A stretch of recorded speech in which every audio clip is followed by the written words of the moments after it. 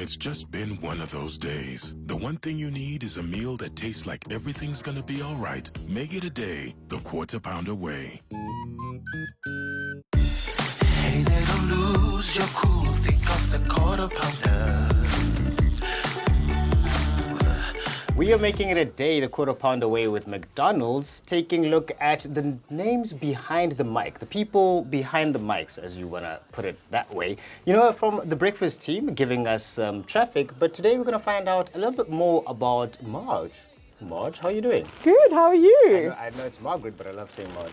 Yeah, Kind of remind Marge, me of The or Simpsons. I'll go anything with the M. So Marge, Magpie, Mags.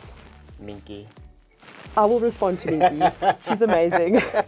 Now, Marge, tell us a bit more about yourself. Who is Margaret? So I'm actually an attorney by profession. And but besides that, while I was doing my articles, I became a DJ. Okay. And I'm a wedding DJ. So I do about 30 weddings a year. And I just love entertaining people on their biggest day.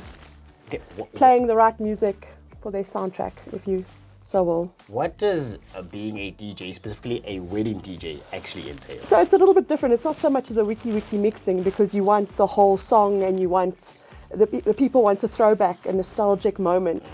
So it's not about mixing the beats, it's about finding the right song at the right time for that person or that group of people and reading the crowd. So making sure that they're entertained and have a good time, really. Right. Of all ages, people of all ages. All ages, even Yeah. the 5-year-olds.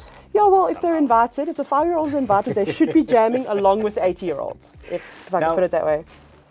On your DJing at weddings, when did you decide that DJing is going to be what you do, but specifically weddings? So what happened was, at the time, before I became a wedding DJ, I was DJing in a club. It was something I was doing, to sort of fund the articles, And one day, a friend of mine said, "What are you doing on the 8th of December? Can you DJ my wedding?" And I said, "Well, I don't know what I need. Okay. Perhaps a couple of speakers and a microphone." And went out and rented the stuff and did the first one. It went really well. And then did another event, and it became a thing. Weddings became a thing. And then I realized I love this special day. I love watching the bride walk down the aisle. I love all the special moments, the speeches, taking dinner to a party, to an after party, making sure that people who are 20 and 80 have a good time at the same time. Playing the Congo and everyone walking around in the line. Yeah, and also trying to avoid all the cheesy wedding classics, trying to make each wedding tailor-made to that person's personality. Now, with DJing, it has, in the industry itself, has its own misconceptions. But because now you are in a different type of line in the industry at weddings, what are some of the misconceptions that come along with DJing at a wedding? People presume you've come with a playlist. They presume, some people just sort of disregard the person in the corner. So I like to be part of the whole thing. If there's not a stranger sitting in the corner at your wedding, and there's someone you like and someone who knows you a bit, it makes it all the better. And also understanding the people who you're working with. It's one thing just to press the space bar or the play button, but a whole different thing to understand people's needs before they know that they need them. And it's all about the soundtrack to someone's new life, essentially. Right. I'm gonna throw this out quickly and just ask, how many weddings have you DJed at so far? I don't have an exact number. I've been doing this for just over 10 years, and the first couple of years were scant, but on average about 25 a year from about year 3. So a couple of hundred, I suppose. Okay, that's a lot now. I'll get back to you on a total. I'm going to go work it out. We'll do that. Now, with the amount of weddings you've actually DJed on and played music at, what have you learned from the whole thing? Like, from not just playing at weddings, but the entire experience of being a DJ at the wedding? As different as people are, they're actually quite similar. And there's certain things that brings people together.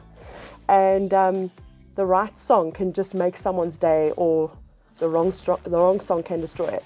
It's one of the most important things at a wedding is the music. So much more so than the flowers or decor items. Right.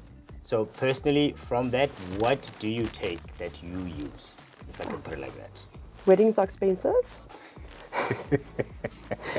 And proper planning is important for a big day, but also not over planning. A lot of the expensive details aren't always necessary. And the most important thing is to have a good time and to make sure that your the people you've invited are having a good time. Right. So invite the right people.